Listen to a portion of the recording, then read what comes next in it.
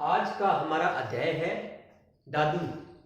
दादू भक्ति काल के एक महान या एक महत्वपूर्ण संत थे, जो कि कबीर के भी श्रेष्ठ शिष्यों में से एक थे। यानी कबीर जो मध्यकाल के महान भक्ति संत थे, उनके प्रसिद्ध शिष्यों में से एक थे, जिनका नाम था दादू। दादू का जन्म 1544 में हुआ और मृत्यु 1603 में हुई। दादू के बारे में कहते हैं कि दादू जी का जन्म 1544 में अहमदाबाद में हुआ। दादू जी का जन्म 1544 में अहमदाबाद में हुआ। कुछ लोग कहते हैं कि उनका वो जन्म ब्राह्मण परिवार में हुआ, कुछ लोग कहते हैं जुलाहे परिवार में हुआ। कुछ लोग कहते हैं कि दादू जी का जन्म जुलाहे परिवार में हुआ, कुछ लोग कहते हैं ब्राह्मण परिवार में हुआ। और सबसे बड़ी बात दादू के बारे में है कि वो निर्गुण भक्ति परंपरा के एक महत्वपूर्ण संत थे। यानी वो ईश्वर के निगुण यानी वो निर्गुण भक्ति परंपरा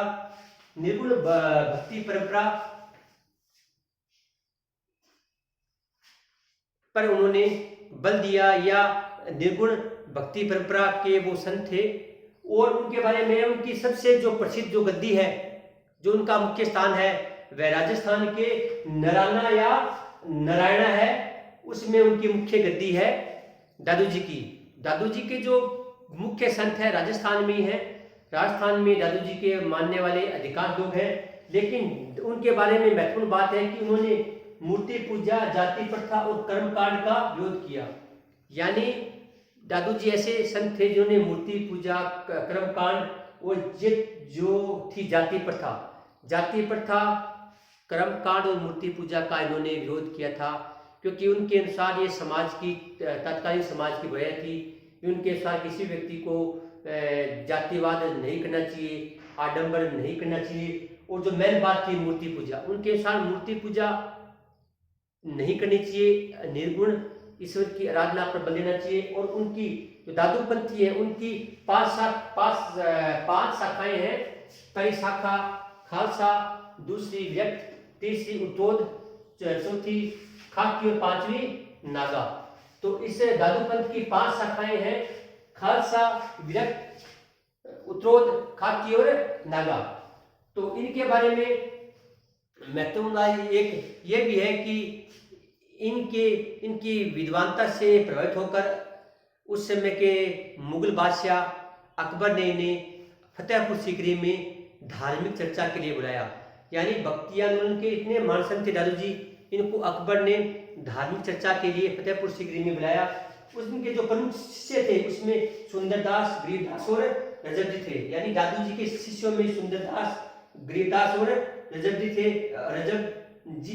और उनकी मृत्यु के बाद जो सुंदरदास जी थे, जो उनकी गद्दी पर बैठे। और जो दादू जी के उपदेश हैं वो दादूवाणी में संग्रहित हैं। दादू जी के जो उपदेश हैं वो दादूवाणी में संग्रहित हैं। और उनके बारे में एक महत्वपूर्ण बात है ये भी है दादू जी के बारे में कि जो दादू जी थे वो गृहस्थ थे। दादू जी गृहस्थ थे। उनके अनुसार गृहस्थ जीवन को आध्यात्मिक उन्नति के लिए सर्वाधिक महत्वपूर्ण मानते थे। यानी गृहस्थ होते हुए वो गृहस्थ जीवन को आध्यात्मिक उन्नति के लिए महत्वपूर्ण मानते थे। और उन्होंने इस बात पर बल दिया कि ईश्वर के गुरु के बिना ज्ञान प्राप्त नहीं हो सकता। यानी उन्होंने इस बात बल दिया कि जो गुरु है, गुरु का जीवन में महत्वपूर्ण योगदान है। गुरु के बिना ईश्वर की प्राप्ति नहीं हो सकती। जो दादूपंथी है उसमें मुख्यतः दादूपंथ की शिष्य परंपरा में 152 शिष्य प्रमुख माने जाते हैं, जिसमें से 52 सर्वाधिक प्रमुख माने जाते हैं। और इनके बारे में एक महत्वपूर्ण बात है कि जो दादूपंथी जो लोग हैं वो न तो सबको जलाते हैं न सबको गाड़ते हैं। दादूपंथी के लोग न तो सबको जलाते हैं न सबको गाड़ते हैं, वो सबको पशु पक्षियों के सामने जिंदा उनके पशु पक्षियों को खाने के लिए छोड़ देते हैं। यानी इन्होंने इतने महान संत थे जिन्होंने कहा कि सबको जलाना नहीं चाहिए, न उनको दफनाना चाहिए। उनको जो पशु पक्षी हैं वो अपना पेट भरें, इसलिए सबको खुला ही छोड़ देना चाहिए। इस प्रकार दादू जी थे जो भक्ति आंदोलन के एक महान संत थे, जिन्होंने निर्गुण भक्ति पर बल दिया। जय हिंद, जय भारत।